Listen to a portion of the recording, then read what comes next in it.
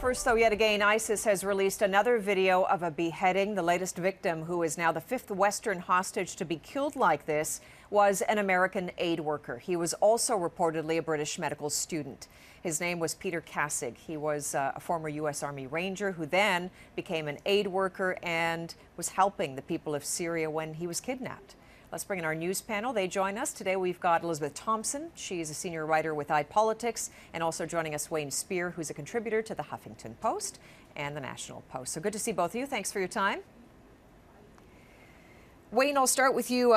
Another beheading, but some are saying the tactics used here by ISIS seem to be a little different, and they point to the fact that you can see these Syrian soldiers as part of the video lined up and then shown to be beheaded, and you can see the faces clearly of those conducting the execution, so much so that the French have identified one of those individuals as a French national. What do you make of that?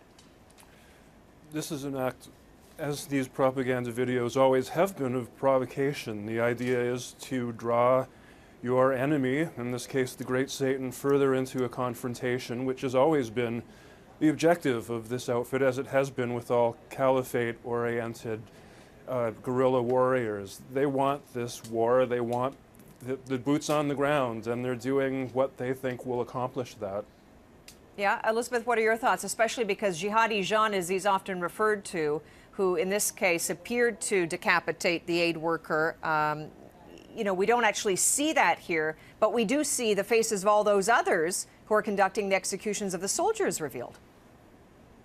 I'm sure that there are some very smart people going through every second of that videotape to see what clues it can give them about who's involved, where they are, what kind of weaponry they have, what kind of equipment, to the extent that you can see it in the video. But it's going to be interesting to see. You know, so far we haven't had any Canadians as the subject of the videos, but it's going to put more pressure on the Harper government to a certain extent. You know, we have decided to go for limited airstrikes in Iraq at this point. We haven't decided to put boots on the ground, and there's left it sort of open about Syria. But you know, each time one of these things comes out, there are a certain component of Canadians that would want to be more active in that dispute, and it's for the government to, you know, not be sort of drawn in by the emotional appeal of those kinds of propaganda videos, but to take reasoned, logical decisions based on what it makes the most sense for Canadians to do, and not to be get drawn further into it simply because there's a very emotional, very graphic video out there. Yeah, and that's exactly the goal. You know, many analysts saying just that this is an attempt to draw the West in, to put some boots on the ground to confront ISIS, as they would so desire. But also a reaction, many say, to the fact that we had U.S. General Dempsey recently in Iraq. And while there, he made the point that, you know, only by bridging this Shia-Sunni divide can you start to rebuild trust. That is going to take years, he says. And no doubt that is why we also see, Wayne, stateside, the U.S. President, Mr. Obama, announcing a doubling of U.S. troops there to Iraq because they need, they say, to better retrain the Iraqi army to take on that ISIS fight. Is that going to happen? I mean, it sounds like it's years away even from that effort.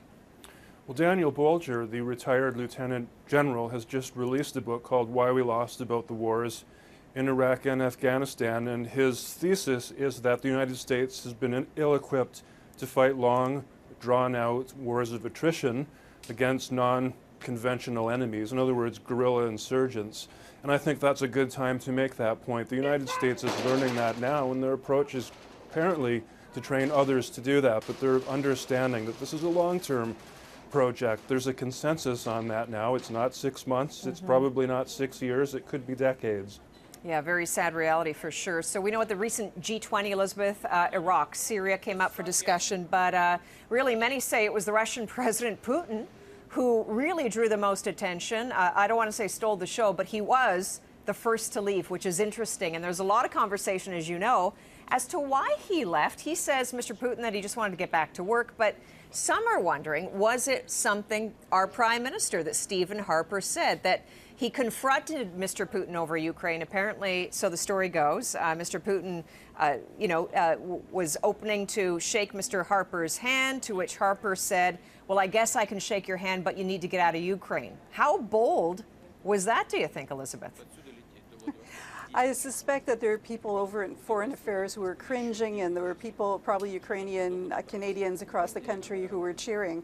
It seemed, the impression I got, it was much more for domestic political consumption than a diplomatic, new style of diplomacy on the part of Canada.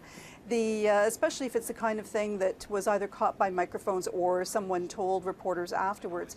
But let's face it, there are a lot of Ukrainian Canadians. They care very deeply about what is happening in Ukraine, and they live in some very key ridings, including Alberta, and some very key ridings around the Greater Toronto area that where they can actually tip the balance between one candidate and another. So from the very start in this, yes, there is a world issue. There is the question of Putin and Russia pushing forward into Crimea and then Ukraine, but there's also very much some domestic political considerations in the Harper government's response to this. Yeah, Wayne, do you think the Prime Minister's tough stand certainly meant to play to voters here at home, especially as we get closer and closer to an election?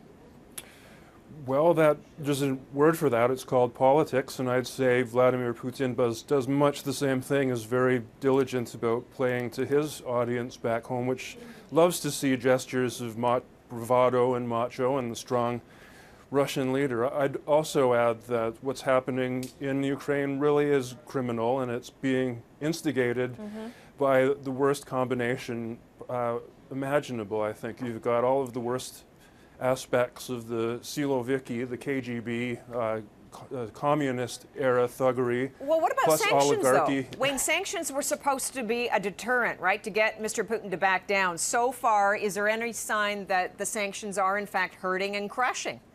Sorry, is that for me? Yeah, go ahead, Wayne, and then Elizabeth, I'll ask you as well. Well, I think the sanctions have stopped short of really doing what sanctions will do if effectively used, which is, unfortunately, they're going to hurt both partners. Europe is heavily dependent on Russian energy, for instance. Are consumers willing to feel some of the pain of an effective sanctions regime? And they've stopped short of that.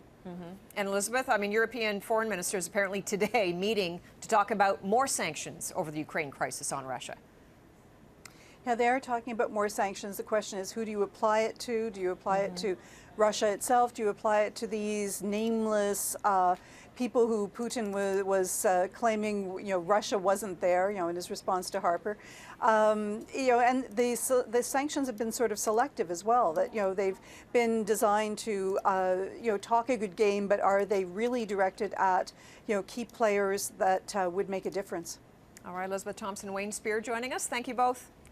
Thank you. Thank you.